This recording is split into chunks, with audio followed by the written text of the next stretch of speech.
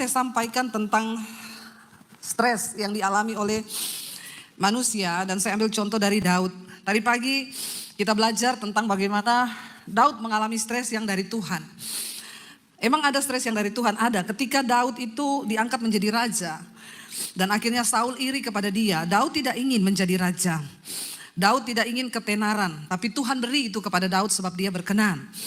Namun ternyata ada iri hati dari Saul sehingga Saul ingin membunuh Daud.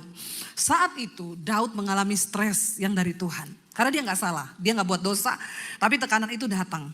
Dan dia dikejar oleh Saul. Dan 2 kali Daud mendapat kesempatan untuk membunuh Saul. Tapi dia tidak lakukan itu. Kenapa? Karena dia berhasil mengontrol jiwanya. Sebab dia mengalami tekanan yang dari Tuhan. Hari ini, siang ini saya akan membahas ya bagaimana ketika orang itu mengalami tekanan karena dosa. Ada 2 hal yang membawa manusia mengalami stres. Yang pertama yang Tuhan izinkan. Kalau stres itu Tuhan izinkan pasti membawa kebaikan. Kita dilatih olehnya kata firman Tuhan. Tapi kalau stres terjadi karena dosa ini berbahaya saudara. Kita lihat kenapa Daud mengalami stres yang karena dosa. Ya berawal hanya dari ketika dia melihat Batseba mandi. Saudara tahu semua kisah ini kan. Sebenarnya kalau dia hanya melihat, itu yang melihat itu adalah mata. Dan mata ini berada di luar jiwa. Mata ini adalah bagian tubuh. Tapi ketika matanya melihat, Daud mengizinkan apa yang dia lihat dengan mata masuk ke dalam jiwa. Yaitu pikiran, perasaan dan kehendak. Segala sesuatu yang ada di luar, kalau tidak kita izinkan masuk ke dalam jiwa, maka itu akan biasa saja. Waktu saudara dengar orang fitnah saudara, cuma di kuping toh, jangan biarkan masuk ke jiwa, pikiran, perasaan dan kehendak. Ya, ada seorang ibu berkata kepada saya dimaki-maki adik saya bu. Dia kata-katain saya lewat WA, ibu baca ini bu. Saya baca saudara. Lalu saya bilang, ibu membiarkan itu masuk ke jiwa. Setiap hari kata dia, ibu tahu saya baca ulang-ulang itu dia punya WA. Bodoh enggak? Bodoh. Kenapa ibu baca ulang-ulang? Alkitab berkata, renungkanlah firman Tuhan siang dan kenapa ibu renungkan WA-nya ibu punya ada yang maki-maki ibu. Lama-lama ibu sakit jiwa. Hapus, buang dari memori ingatanmu. Jangan izinkan sesuatu masuk ke dalam jiwa. Masalah keuangan itu ada di jiwa atau di luar jiwa? Di dalam atau di luar? Enggak usah pura-pura. Kebanyakan orang uang dibawa dalam jiwa toh, makanya jadi gila. Uang itu tempatnya di bank, jangan taruh di hati. Amin. Nggak ada yang amin. Iya. Saya setengah mati cari uang ibu, masa cuma taruh di bank, taruh di hati dong. Ya gila kau saudara. Jangan izinkan sesuatu masuk ke dalam jiwa. Karena apa yang ada di luar itu semua tidak kekal. Tapi yang ada di dalam itu yang kenapa kita jadi gila? Karena kita izinkan semua perkara-perkara yang fana itu masuk ke dalam jiwa.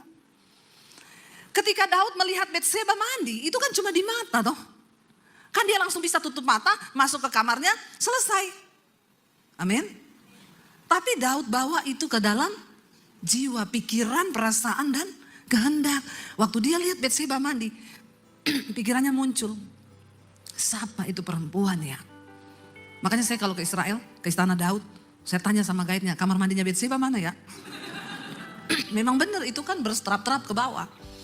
Ya, saya mau tanya saudara, yang salah siapa? Batseba? Ya, Pak Lukas jawab Daud. Ya, ada yang ngomong lagian Batseba kenapa mandi bu? Dia mandi kan suka-sukanya dia toh. Hak-haknya dia mau mandi jam berapa kan tuh kamar mandinya dia toh. Emang dia biasanya mandi jam segitu? Terus kalau Daud juga melihat dia lagi pas mandi, pas Daud ada di soto istana, salah enggak Daud? Bapak-bapak kalau kau lihat cewek seksi salah enggak? Langsung dah seneng malah ya. Ya, malah enggak salah bu, berkat. Menikmati ciptaan Tuhan. Ya, enggak salah, enggak ada yang salah. Yang jadi salah itu waktu semua itu dibawa masuk ke dalam jiwa. Daud merenung siang dan malam.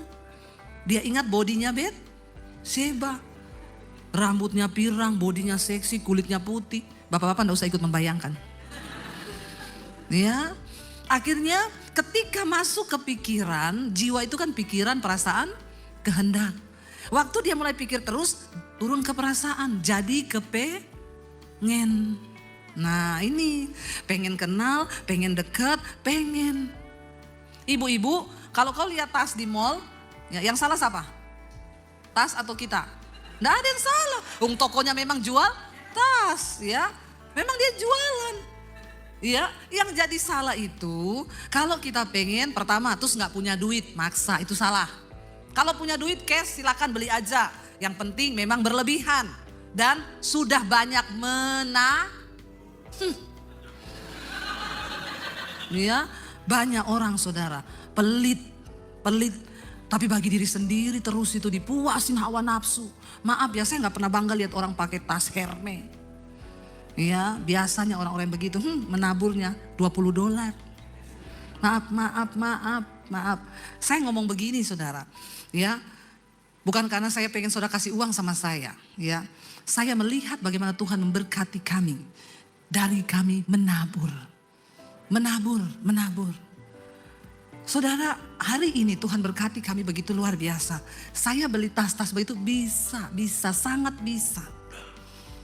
Tapi enggak. Kenapa saudara? Karena orang di luar sana, hamba-hamba Tuhan di desa itu, mereka, ya saya pernah tuh di WA ibu-ibu, Bu Debi pergi ke toko Elvia di Plaza Senayan, ibu ambil sepatu hadiah ulang tahun dari saya. Oh iya Bu, makasih ya, saya datanglah ke sana. Antri yang mau beli. Saya cuma ngomong sama penjaganya, saya nih bawa titipan dari ibu ini. Oh ya mari Bu, silakan masuk. Dilihatin semua orang, member pasti nih. Karena semua ngantri, saya masuk. Padahal saya baru kali itu juga masuk ke situ. Tapi karena saya bawa nama ibu itu langsung suruh masuk. Sampai di sana, oh ini ya titipannya ibu, iya nih Bu, dicoba sepatunya. Waktu saya nyoba sepatunya, saya lihat ada tas di situ saudara. Saya tanya, Mas tasnya berapa? 65 juta. Lalu tiba-tiba jiwa hedon saya berteriak. Belilah, bisa banget saya beli, bisa. Saya punya uang, bisa. Saya bilang, iyalah. Ya, lalu roh itu bilang, bisa lah kan kamu juga sudah menabur banyak bangun gereja di desa. Bisa lah sekali-sekali lah buat dirimu. Ya. Saya sudah ambil kartu mau saya gesek. Tiba-tiba Roh Kudus ngomong, itu di desa jadi satu pastori. Saya jengkel saudara, saya jengkel jujur. Saya bilang Tuhan kan baru kali ini juga Tuhan jadi satu pastori. Gak jadi saudara. Akhirnya saya bilang Mas balikin gak jadi. Saya ambil sepatunya aja. Saudara, gak gampang loh kalau kita mau hidup bagi kepentingan Tuhan. Ketika lihat tas ibu-ibu ya. Tas itu kan dari dulu di situ toh. Kita juga ke mall ya biasa lah ya, namanya orang mau pengen cari hiburan. Yang jadi salah itu bukan tasnya. Ketika kita lihat tas, lalu pulang ke rumah, lalu kita bawa masuk ke otak, lalu nggak bisa tidur. Lalu saya kemarin di Indonesia, teman saya bilang, Bu, saya mau bawa teman saya ketemu ibu, stres, kasihan banget sampai mukanya tua Bu. Ya udah, yuk kita ketemulah di satu hotel. Ibu ada masalah apa? Ibunya itu datang mukanya. Kenapa Bu, ibu ada masalah apa? Cerita sama saya mumpung saya ada di sini. Jadi begini Bu, saya tuh stres sudah berbulan-bulan ini. Kenapa? Saya tuh pesan tas Hermes Himalaya, nggak dapat barangnya Bu. Saya tuh, Bu, tolong langsung ke ceritanya. Iya, saya stres karena nggak dapat barang. Itu kalau ada kolam baptisan tuh hari itu juga saya cemplungin ibu itu. Saya rendam 20 menit di situ saudara. Biar dia buka mata langsung di rumah Bapak di sorga. Saya bilang jadi ibu stres ini karena ndak bisa beli tas Hermes yang Himalaya itu. Iya Bu, teman-teman saya semua sudah make. Saya sudah titip uang tapi ndak ada barang. Gila ndak? Saya bilang memang ibu sakit jiwa memang. Ibu kayaknya harus minum obat penenang. Ibu nggak ada lagi masalah yang lebih berat ibu. Gila ndak orang-orang begini saudara? Memang sakit jiwa. Jangan kau biarkan ya dirimu diperbudak ya sama hal-hal duniawi yang begitu saudara. Ya bukan tasnya yang salah, bukan Betsebanya yang salah, bukan Daud yang salah. Yang salah waktu dia biarkan itu masuk ke dalam pikiran. Daud mulai membayang-bayangkan nih badannya Betseba yang cantik. Lalu dia panggil berbuah kepada kehendak. Dia panggil prajuritnya. Kamu cari tahu wanita yang mandi tadi sore jam 3, titik koordinatnya di sini. Tuh kamar mandinya. Kamu cari tahu siapa dia. Ya bagi prajurit gampang cari tahu begitu. Langsung dia pergi, dia balik. Siap raja. Laporan. Apa? Sudah tahu saya. Namanya Betseba. Istri prajuritmu Uria. Dan sekarang suaminya lagi pergi ke medan pertempuran. Ketika pikiran dikuasai. Turun ke perasaan. Berbuah kepada kehendak. Ini cara kerja dosa. Makanya kalau kau selingkuh. Jangan kau tuduh setan yang bujuk kau. Kasihan setan. Ya, setan bilang kurang ajar dia ya, lebih setan dari setan. Yang enak dia yang sial gua, kata setan. Percabulan kenajisan itu bukan setan, itu daging. Amin. Galatia 5 berkata perbuatan daging telah nyata, percabulan, kenajisan, hawa nafsu, nafsu jahat, itu daging. Lalu ketika akhirnya Daud dapat informasi, dia biarin terus ini bekerja. Panggil dia ke istanaku, bisa nggak? Ya bisa lah. Batseba dijemput, raja mau ketemu kamu. Ya, kenapa? Nggak tahu. Datanglah Batseba ke istana, tidur dengan Daud. Baru sekali tidur, hamil. Itulah cara kerja dosa. Begitu hamil ngomong ke Daud, aku hamil.